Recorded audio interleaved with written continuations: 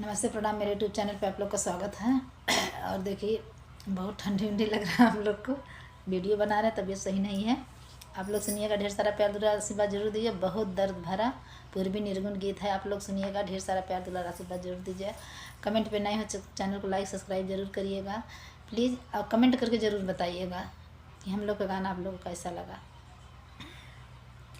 कि लाल की वहरवर लागल, अचार गो कहरवर लागल।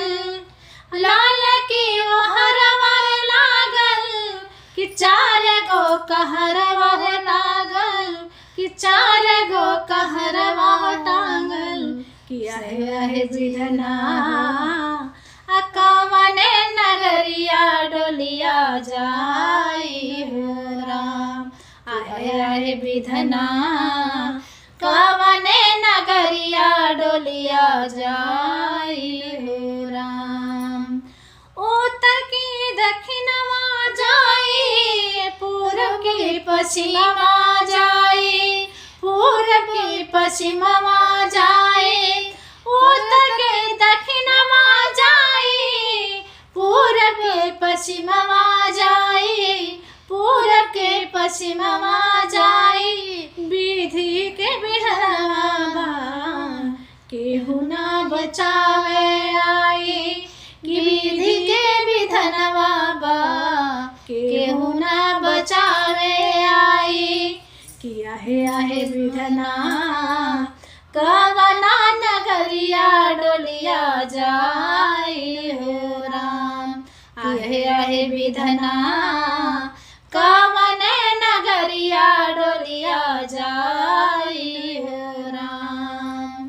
कि नाही रे गहनवा जाई, नाही रे खजनवा जाई, नाही रे गहनवा जाई, नाही रे खजनवा जाई। कि तोड़ के पिजड़वा एक दिन उड़ी रे सुगनवा जाई। कि तोड़ी के पिजड़वा एक दिन उड़ी रे सुगनवा जाई। कि आहे विधना के करा नगरिया डोलिया जाई हो राम। कि आहे विधना के करे नगरिया डोलिया जाई है राम।